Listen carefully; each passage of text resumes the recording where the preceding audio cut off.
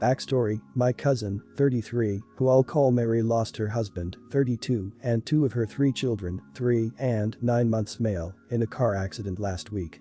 Her and her daughter, 5, are as you would expect. It's just heartbreaking. Well, today was the funeral. My brother's wife, 26, announced her pregnancy the second they arrived at our house this morning. We were like, okay, congratulations, but please keep it on the down low for today. Well, when we arrived at the church, she kept making gagging sounds and rubbing her stomach, saying, I as a mom can't imagine what she is going through. They have no kids, so people would look at her and she'd tell them she was pregnant. Afterwards at my aunt's house, my sister-in-law kept making everything about her like someone's in the bathroom. Sister-in-law would loudly say, pregnant lady needs to pee. She literally told my cousin's sister give her seat so the lady with a baby could rest her feet. I ignored her till she came to Mary, stuck out her flat belly and said, me and Isaac just found out I was pregnant, and honestly we are beside ourselves, it could happen to us. Mary broke down. I snapped, like who says that to a woman who just literally lost 2 babies? I said loudly to my sister-in-law, no gives a crap, you're pregnant, look around, it's not just 1 but 2 babies' funerals, not to mention the love of Mary's life. Like I knew you were an attention seeker, but for folk's sake you took the test 4 days ago, just leave. She left it in tears and my father called me a fat bitter idiot. I've gotten phone calls from my father and sister-in-law family calling me the world of name because I made a pregnant woman cry. If I'm being honest, even though Mary and my aunt thanked me because it was all making her upset, I feel worse about making a scene. Please put me in my place if I'm wrong. This is one of those where I read the title and went, I can't imagine how you could not be the idiot, and then read the post and went, oh, not the idiot. I am not normally a scene-making person, but this is the kind of thing that making a scene is for. I am not normally one for publicly shaming someone, but this is what public shame is for. Sometimes someone's behavior is so far beyond the pale that the kindest and most righteous act for everyone else involved is to make a goddamn scene. Which you did. I'm so glad you were there to stand up for your cousin. Not the idiot. I really was prepared to say you are the idiot based on the title because I couldn't picture a situation where it's appropriate to say that. I stand corrected. This is where it is understandable to snap at someone. Normally, yes, pull her aside or tell your brother to tell her to shut the hell up, but this is such an emotionally charged situation and such an over-the-top action by your sister-in-law that I can't say you're an idiot. You're human. And if your brother and sister-in-law really thought this was appropriate, I just don't know what to say. Not the idiot. Oh my god, this is even worse than a mother-in-law showing up at the wedding in a wedding dress. It's horrific and she should be ashamed of herself. That is sociopathic behavior and I would honestly consider going no contact with both of them. Your family should be supporting the woman and child who have lost their family. There's a time to celebrate pregnancy, but it's not at the funeral of a husband and 2 children. That is just heartless. Thank you for having the empathy to see it for what it was and speaking up. A bit of background information. My 25 parents immigrated to France before I was born to be able to offer a better life for their children. I am the oldest of 5 and had a strict childhood growing up, looked after my siblings, always had good grades, behaved and listened mostly, etc. My main motivation was knowing that I can live my life how I wanted once I became an adult. Fast forward to me turning 18 and choosing which university I should go to. My parents told me that I should pick a town in France that was maximum a 3 hours drive away.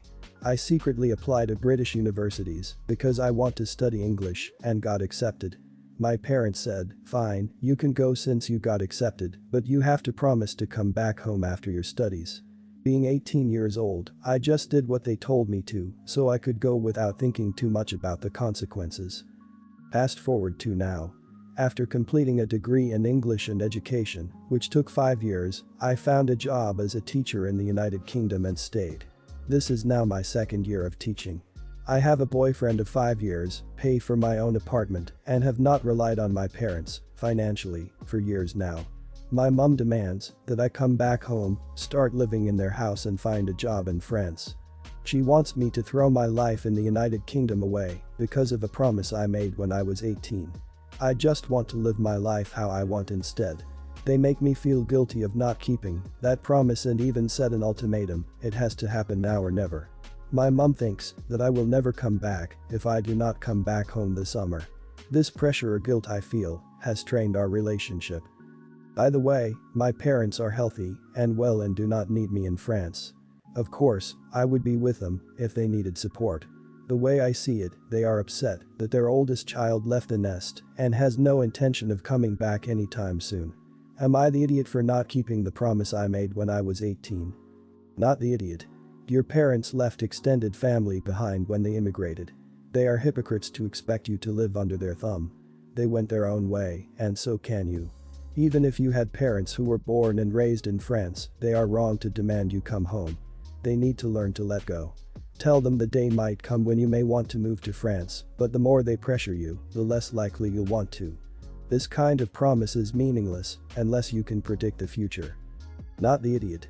5 years is a long time, and sometimes people change. Our desires, dreams, etc. all weigh in differently as our perspectives change. It sounds like you've grown up and aren't the same 18-year-old person who made that promise. You have forged a good life and you don't want to abandon it just to move back to France with no set plan. That makes you a responsible adult, not an idiot. Parents want their kids around. It's natural and understandable. But they can't make decisions for you, and it's unfair for them to pressure you like that. Not the idiot. I also moved far away from home after college, not to another country, but since the United States is so large it might as well be. I'm the oldest as well, and my parents were sad about it just like yours are, but truthfully we've never been closer. If your mother feels like some sort of bond has been severed, she needs to put the work in to fix it. With all the technology and different ways we have to stay in touch with people, distance is no excuse. You're an adult now, and you need to live your life for you. I have 3 siblings. I am the eldest. My youngest sister is the only one of us who didn't attend college. She got pregnant and dropped out a few months into college. I live in another state and see them only a couple of times a year. I am not really close to any of them. My sister fell into deep financial crap after the guy took off, and the baby, B, had a ton of medical issues that she couldn't afford. In the end, she moved in with my parents. Me and the other siblings decided to pitch in some money each month to help the youngest sister. At first, they told me that since I earn the most, I should contribute more. I firmly said that I will contribute what everyone else is going to contribute. They agreed. It's been a year and recently my youngest sister reached out to me and said that she needed money urgently because B needed a surgery the next month. I was a little perplexed. B hasn't been to the hospital for the past 2 months, and the money from those 2 months from all of us should have been more than enough to cover the surgery. I kept pointing this out and asked her what happened to the money. She kept saying that money got used up. At this point, I told her that she was gonna have to show me some bills, and she broke down saying that I am the only one who is giving her money, and my parents or my other siblings ask her to keep it a secret from me. They decided that I am the one who should pay for everything because I earn more and I am child-free, while the others are not. None of my siblings have kids, but they want to prepare for the future. Well, I don't have to because I am not going to have children. So for the past year, I am the only one who has been helping. What's worse, every time she needed X amount of money, she would call me and tell me that she needed 3x money and tell me that my siblings already paid their share. I was so pissed off when she confessed. I immediately hung up on her and refused to talk to any of them after that. This literally happened a few days ago. I haven't sent any money this month or for the surgery. Everyone obviously thinks I am the idiot. I told my siblings that until they match what I have paid last year, they aren't going to see another cent from me. My siblings told me that they cannot afford that much right now and begged me to continue paying or, at the very least, pay for another year so everyone can figure something else out. I refused to. Am I the idiot here? Not the idiot. Clearly they were running a game on you. That's really quite crappy of your family. I understand the baby has medical issues, maybe that's part of the issue here, but why wouldn't you pay for a nanny so she could go to work? Your whole family is creating an environment of dependency instead of helping your sister grow. One day, your sister won't have a baby to take care of anymore and she won't have any work experience either. If you give her another $1, let it be for childcare and let her figure everything else out on her own. Not the idiot. Your siblings, including the one getting the money, and your parents lied to you. It doesn't matter who has the money to do what, they needed to be honest with you, and if they couldn't do that, none of them deserve another dime from you. Let them figure this out on their own and let them know that it isn't about the money, but the fact that you can't trust any of them, and it was really hurtful that they would all lie to you for a year and decide without you that you were the one who should support the family. Not the idiot. If she applies for welfare, they would usually force the father to pay for child support and garnish his pay. The government does this so she doesn't have to pay for a lawyer. It does depend on where she lives. Does she have a social worker? They can help with finding funding or resources. How about the father? He must have family that can contribute. I wouldn't speak to any of these people ever again. The fact that they have no remorse or shame tells me they think of you as a piggy bank and not a person. Last fall we moved into a new house and less than 2 weeks later, had a baby. We were pretty focused on the whole parenting thing and failed to notice how often the neighbor on one side was using our property for several things without any kind of permission or discussion. It started with his kids spending their days in our driveway drawing with sidewalk chalk. We had to ask them to stop because we seriously feared running them over when backing out of the garage, as they have absolutely no supervision or regard for cars. They stopped drawing and started using our garage door as a bumper stop while riding their scooters and bikes. They physically bashed into the garage door and dented it. I asked them to stop. After a dozen or so instances, they finally stopped. In the spring, we noticed that the dad was parking his trailer on our side of the property between our two driveways. The property line is very clear with fences and different types of landscaping. In addition, he was pulling his garbage cans through our gravel and making huge tracks. As we're in the middle of a pandemic and we have a baby, we decided to write a note and leave it with our information while also lining the property line with large rocks. Never heard from them, but they had moved the rocks into a pile and the front of our side of the property. We moved the rocks back again and thought we had made our position very clear. At the beginning of June, the husband came and rang our door. He proceeded to tell us that because he's parked his trailer like that since he moved in and no one has cared before, so we can't care either. At no point did he ask if he could park on our side or use our property. He said, "It's never been a problem and I should be able to do it." We politely said we did not give him permission to do so and explained that we intended to landscape the area and his trailer and use of our property would ruin the landscaping we had planned. The entire conversation was difficult because he spoke over me the entire time and talked to me like a child. At the end of the confrontation, he said we were rude neighbors and stormed off. Since then, he parks further over, moves our landscaping rocks constantly, and aggressively moves his garbage cans through the gravel, leaving marks like he was zigzagging back and forth. This weekend, I started taking photos as proof of his parking and the way he's ruining our gravel with his garbage cans. He came out and glared at me. I, very nicely, again, asked him to stop. He replied why, and when I said, because it's my property and we've asked him not to, he replied whatever. And walked away. Now we come to today. I'm done. I am so frustrated that this guy feels like he is entitled to unquestioned use of property that is not his. Not the idiot, sounds like you've exhausted your options up until this point. But what will the cease and desist letter accomplish? Will you have it notarized and mail it with a signature required to prove he received it? What will the consequence be if he persists? Aside from pictures, you should put up a camera. If he causes any real damage, then you're going to want it on film of him doing it. Can you put in a more permanent solution like cemented in posts instead of the rocks? Not the idiot. My first though is add a gate with a padlock right in front of his trailer so he can't use it anymore. Or maybe put a padlock or two through the hitcher somewhere so he can't hook up anymore. If you haven't already, put up no trespassing signs and build a fence on your side of the property line. Maybe at this point call your police non-emergency line and see what you can do to get on to stop trespassing on and vandalizing your property. Not the idiot, and I realize that other people can be so polite. I have a 3 strikes rule and then I call the police. Depending on what it is, they only get 1 strike. My neighbor's cat was clawing up my tree. I went over and told them they need to keep their cat away or I'd take the cat to the Humane Society. Next time I caught the cat scratching my tree, I took her inside and put her in a carrier. The neighbor's kid saw me and went and told them. He came over, got his cat, and we never had a problem since. Me and my friend, Mark, have our own podcast dedicated to movies and entertainment. The podcast was his idea and he's more or less the main host, but I'm the co-host and we both appear on every episode, sometimes just the two of us and sometimes with other friends. But about a month ago, Mark brought in his girlfriend, Meg, and she added absolutely nothing to that episode.